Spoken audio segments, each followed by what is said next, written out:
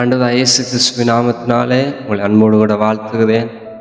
இந்த நல்ல நாளிலும் ஒரு எழுப்புதலை குறித்தான ஒரு காரியத்தை நாங்கள் பேச வேண்டிய ஒரு கட்டாயத்துக்கு நேராக ஆவியானவர் இந்த சூழ்நிலை எங்களுக்கு ஏற்படுத்தி கொடுத்திருக்கிறபடினால் அதாவது நாங்கள் ஆண்டவருக்கு நன்றி சொல்கிறோம். இந்த காலம் கடைசி காலமாக இருக்கிறபடினாலே இந்த காலத்திலே ஒரு பெரிதான எழுப்புதல் இந்த தேசத்தின் நடுவிலே வர வேண்டும் என்பது ஆண்டவருடைய பெரிய ஒரு நோக்கமாக இருக்கும். அந்த எழுப்புதல் ஒரு கிராமத்தையோ இல்லாவிட்டால் ஒரு மாவட்டத்தையோ இல்லாவிட்டால் ஒரு மாகாணத்தையோ ஒரு தனி தேசத்தையோ சார்ந்ததான எழுப்புதல் அல்ல. அந்த எழுப்புதல் ஒரு உலகம் தழுவினதான ஒரு எழுப்புதலாக நாட்களில் வர வேண்டும் என்பது கடவுளுடைய பெரிய திட்டம். இதுதான் வேதம் சொல்லுகிறது. அப்போஸ்தலர் 2:17 இந்த கடைசி நாட்களிலே நான் மாம்சமான யாவர் மேலும் என்னுடைய ஆவியை ஊற்றுவேன்னு சொல்லி தேவன் வாக்கு கொடுத்தார். ஒரு வாக்கு கொடுத்த அவருடைய வாக்கு திட்டத்தின்படி இந்த நாட்களிலே அவருடைய மகிமையை இந்த தேசத்தின் நடுவிலே வெளிப்படுத்துவது தான் அவருடைய பெரிய நோக்கம். ஆனால் இந்த நாட்களிலே இன்றைக்கு கர்த்தருடைய மகிமையை பெற்றுக்கொண்டு தரிசனங்களை பெற்றுக்கொண்டு செயல்பட இன்றைக்கு சபைகள் ஆயத்தமாக இருக்கவில்லை. இன்றைய சூழ்நிலைகளில் பார்க்கும் பொழுது இன்றைக்கு ஆவிக்குரிய திருச்சபைகள் சொல்லுகிற திருச்சபைகள் நடுவிலே இன்றைக்கு பல பிரச்சனைகள், போராட்டங்கள், பல வாக்குவாதங்கள், பொறாமைகள், இப்படியான பிரச்சனைகள் தான் இன்றைய நாட்களிலே இந்த திருச்சபைகள் மத்தியிலே காணப்படுது.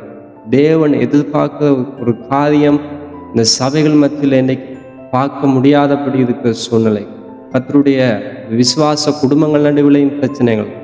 இன்னைக்கு இந்த எழுப்புதலை சுமந்து இந்த எழுப்புதல் தாகத்தையுடைய இன்னைக்கு இருக்கிற இந்த சபைகள் இன்னைக்கு குறைந்து போய் இன்னைக்கு சொந்த கதைகளையும் சொந்த காரியங்களையும் சொந்த தன்னுடைய பெருமையான பேச்சுக்களை இன்றைக்கி பேசுவதற்கு தான் இன்றைக்கி சபைகளும் இன்னைக்கு சபையில் இருக்கிற ஊழியர்களும் இன்றைக்கு ஆயத்தமாக இருக்கிறார்களே தவிர இந்த எழுப்புதல் தாகத்தோடு இன்றைக்கு சபைகளை நடத்துவதற்கும் இந்த தேசத்தினுடைய ஆத்மாக்கள் தாகத்தை உடைய சபைகளாக இன்னைக்கு ஊழியர்களாக இன்னைக்கு காணப்படுவது இன்னைக்கு அதிக அளவு குறைந்து போயிருக்கு.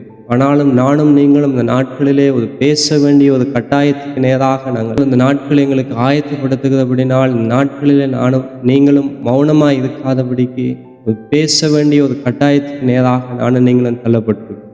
இந்த எழுப்புதல் இந்த தேசத்திலே ஒரு பிரதான ஒரு மாற்றத்தை கொண்டு வர வேண்டும் என்பது ஆண்டவருடைய இருதயத்தின் ஏக்கமாக இருக்கும் பொழுது இன்னைக்கு சபைகளிலே இருக்கிற இந்த சூழ்நிலைகளும் முதலாவது மாற வேண்டியது அவசியம். இந்த இலங்கை தேசத்திலே எவ்வளவோ ஆவிக்குரிய திருச்சபைகள் இருக்கும் பொழுதும் எத்தனையோ தேவ ஊழியர்கள் இந்த நாட்களிலே ஆண்டவருடைய ஊழியத்தை ஒரு மகிமையாய் செய்து கொண்டிருக்கிற நாட்களிலே இன்றைக்கு ஒரு சில தேவ மனிதர்கள் தான் இந்த எழுப்புதலை குறித்து ஒரு வைராக்கியமும் தாகத்தையுடைய ஒரு தேவ மனுஷர்களாக இந்த நாட்களிலே காணப்படுகிறார். ஆனாலும் இந்த நாட்களில் எல்லா தேவனுடைய பிள்ளைகள் நடுவிலையும் ஒவ்வொரு சபைகளிலேயும் இப்படிப்பட்டதான ஒரு தாகத்தை உடைய ஒரு ஜனம் ஒரு கூட்டம் எழும்ப வேண்டும் என்பது ஆண்டவருடைய பெரிய நோக்கமாயிருக்கும்.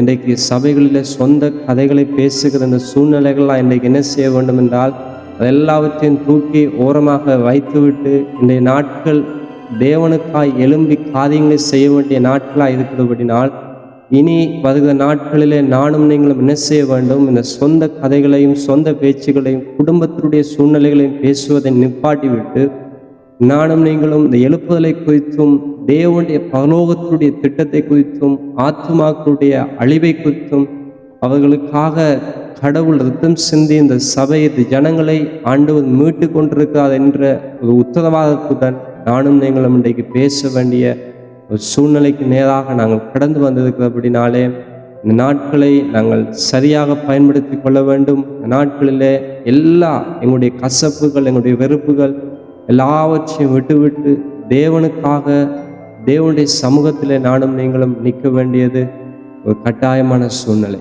எனவே இந்த நாட்களிலே ஒரு எழுப்புதல் தாகமுடைய சபைகளாக, எழுப்புதல் தாகமுடைய கடவுளுடைய ஊழியர்களாக இன்றைக்கு இந்த நாட்களிலே எழும்ப வேண்டும். அதுதான் ஆண்டவருடைய பெரிய இருதயத்தின் நோக்கமும் அவருடைய இருதயத்தின் ஏக்கத்தை அறிந்து செயல்படுகிற ஒரு ஆவியுடைய தேவ பிள்ளைகளாக தேவ ஜனங்களாக இந்த நாட்களிலே நானும் நீங்களும் செயல்படும். தொடர்ந்தும் ஆண்டவருடைய சமூகத்தில் நின்று திறப்பில் நின்று தேவ சமூகத்தில் நானும் நீங்களும் கடவுளுக்காக வைராக்கியமாய் பேச ஆயத்தப்படும் பொழுது இந்த தேசத்தின் நடுவில் ஒரு பெரிதான ஒரு மாற்றத்தை ஆண்டவர் இந்த நாட்களை கொண்டு வர வல்லமை உள்ளது. எனவே நாங்கள் தொடர்ந்தும் தேவ சமூகத்திலே காத்திருப்போம்.